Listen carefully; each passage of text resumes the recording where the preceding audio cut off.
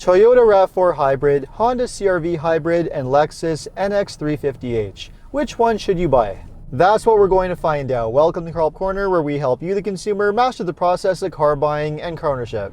I'm going to compare three popular hybrid SUVs to see which one makes the most sense to buy. The Toyota RAV4, Honda CR-V, and Lexus NX are all arguably really good choices if you want a reliable, well-made, and value-packed SUV.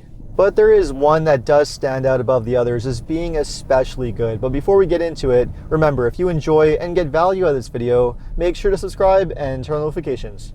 Now, the reason why I've chosen the hybrid version of each SUV is because I do believe that it makes the most sense to go for.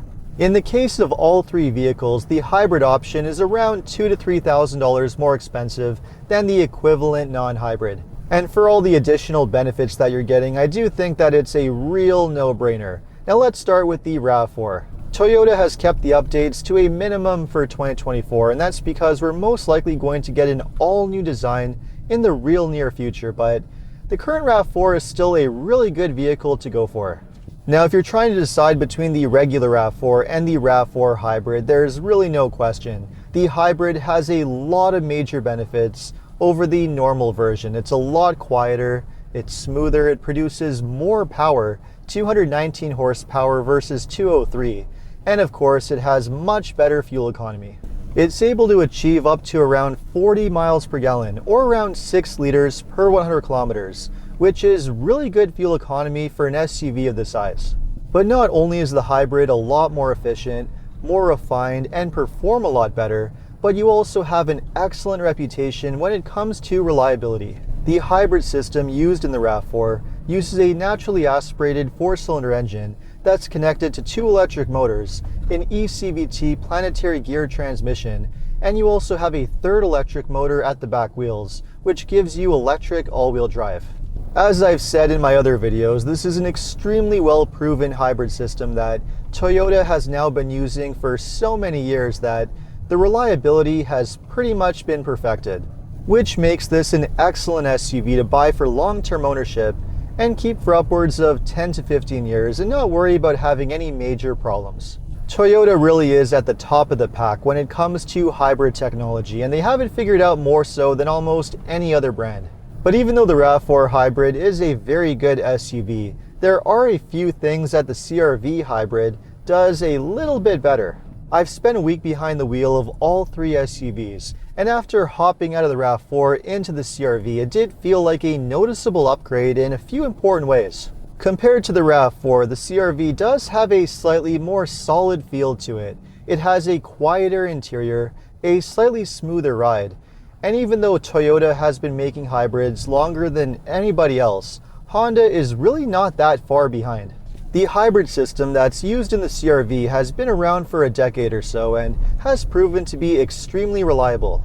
Like the RAV4, it uses a naturally aspirated 4-cylinder engine that comes connected to 2 electric motors. But unlike the RAV4, the CR-V does not have a transmission. Instead, it has a system of clutches which engage and disengage the engine and electric motor to mimic the same effect of a transmission. It also has a traditional mechanical all-wheel drive system with a drive shaft and a rear differential, so it will require a little bit more maintenance and potential long-term repairs when compared to the simple electric all-wheel drive on the RAV4. Even so, Honda's hybrid system is really effective. It has very similar fuel economy to the RAV4 Hybrid, similar power with around 203 horsepower and 247 pound-feet of torque, and if anything, it's even more refined. Like Toyota's hybrid system, the transition when the engine is turning on and off as you drive is absolutely seamless. And if anything, it's even smoother because it doesn't have that drony CVT feel that you get with the Toyota system. Instead, Honda has programmed their hybrid system to mimic the feeling of changing gears as you drive and accelerate, which is really nice. So the major takeaway is this: the RAV4 Hybrid is very good, no major complaints, but the CR-V Hybrid does feel like a noticeable step up. A step up in terms of overall refinement. It's a little bit more smoother, it's a little quieter, and just feels a little bit more polished overall. But it's not quite as polished and as much of a step up as the NX 350h. Now, some of you might be wondering, what exactly is a luxury SUV doing in this comparison test? Well, if you have the money to spend on a fully loaded, top-of-the-line RAV4 Hybrid or CR-V Hybrid, you're actually getting very close in price to an entry-level Lexus NX, so the comparison is not as strange as some might think. The 350h has a very similar hybrid system that's used in the RAV4 Hybrid, only because it has more powerful electric motors. It does produce an extra 20 horsepower, 239 horsepower, instead of 219. Having that little bit of extra power is nice, but what's really nice is that it doesn't come at the expense of fuel economy. You get very similar fuel economy to the other two SUVs, which is really great to see. Now, some might be wondering whether the hybrid efficiency is ruined by the fact that it needs premium gas, but the NX 350h doesn't actually require premium gas. It's only recommended, which means that you can get away with using regular gas, just like the other two SUVs, which is really good. And that means you get all the same amazing benefits of the RAV4, the efficiency, the low operating costs, and the same great reliability, only in a more refined and more comfortable package. And that's what's really nice about the NX. It's an extremely quiet and comfortable SUV to drive, definitely more so than the other two. Although one thing I have to admit that I don't really care for is the fact that the NX does come with run-flat tires, which means you don't get a spare, and it also means that the tires do wear out a little bit faster, they're going to be a little bit noisier and more expensive to replace. So if it were me, if I were buying an NX, I would just replace the run-flats with normal tires when it comes to tire replacement time.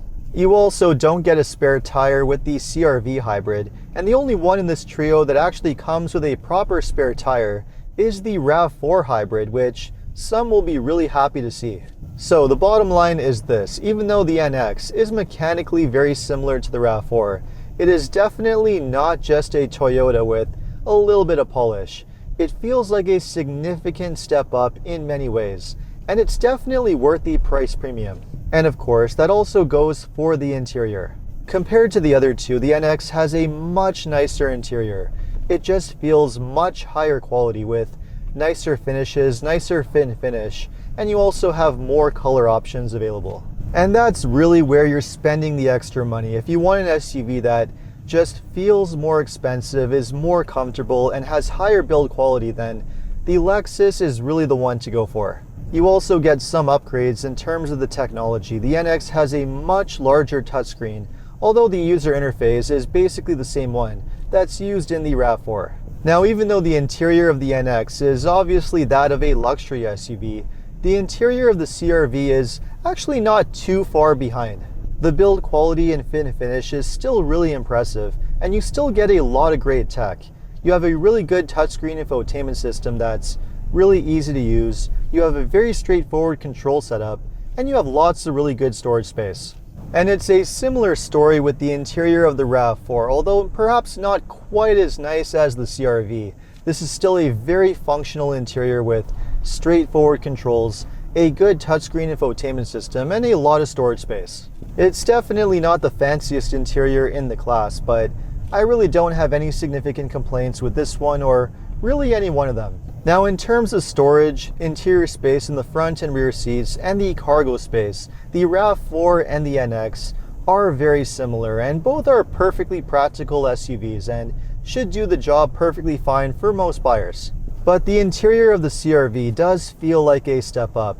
It is noticeably roomier in the front and back seats, and also has a roomier, more spacious cargo area than the other two. So if you're ultimately looking for the most practical SUV in this group, there's no question, it's going to be the CR-V. When it comes to safety though, all three of these are really solid SUVs. They're all rated top safety picks by the IIHS, and they also come standard with a lot of active safety technology, so all three are really good in that respect. And now I think it's time to get into the pricing and find out which is the best one to buy. Now, the RAV4 Hybrid is the value leader in the group. It's priced from around $33,000 to $42,000 US, or around $38,000 to $49,000 Canadian. And then we have the CR-V Hybrid, which is priced from around $35,000 to $42,000 US, or around $48,000 to $51,000 Canadian. And that higher pricing is due to the fact that, unlike the RAV4 Hybrid, which is available in every single trim. You can only get the CR-V Hybrid in the more expensive top trims. But no surprise, the most expensive one is the NX 350h, which goes between 45 to 55,000 US, or around 55 to 70,000 Canadian. So here's the situation with these three. If you're ultimately looking for the best value for your money, and you're just looking for an SUV that's a little bit more on the utilitarian side, and you don't necessarily need to have the fanciest features or the fanciest interior, then I really think the RAV4 Hybrid is the best buy. It's not super fancy, but it is still a very, very good SUV. And you're still getting the amazing efficiency, reliability, and resale value, which is exactly what you would expect buying an SUV like this. And then on the other end of the spectrum, we have the NX 350h, which is the better choice for somebody that prioritizes comfort, having a higher quality, nicer interior, more style, and just a more luxurious feel. Now that might sound like a kind of obvious thing to say, but the point is this. The NX does feel like a substantial upgrade over the other two SUVs here. And if you are considering a fully loaded RAV4 Hybrid or CR-V Hybrid, then it might be worth just spending the little bit of extra money and going with the NX. And that brings us to the CR-V Hybrid, which in many ways is the real sweet spot in this trio. Compared to the RAV4, it's just more comfortable, quieter, and more refined, with more interior space and cargo space, but without being as expensive as the NX. Compared to the Toyota and Lexus, it really feels like Honda is giving you that perfect middle ground between the other two. And it has to be said, another great bonus that you get with the CR-V is much better availability. Unlike the Lexus and Toyota, which tend to have extremely long waiting periods, and you're more likely to face things like dealer markups and dealer add-ons, you're most likely not going to have to deal with any of that nonsense with the CR-V Hybrid. So as a whole, even though you really can't go wrong choosing any one of these SUVs, they're all really good choices at the end of the day. If I had to pick a winner, it would be the CR-V Hybrid, but only slightly. So there you have it. Now after watching this video, which of these three SUVs would you go for? Let me know in the comments. And if you enjoyed this video, make sure to like and subscribe. You can also check out my other videos by clicking these links over here. Make sure to follow me on Instagram. And if you need additional car buying advice, recommendations, or help with getting a great deal on your next new car purchase, make sure to visit carhelpcan.com. Thanks so much for watching, and see you next time.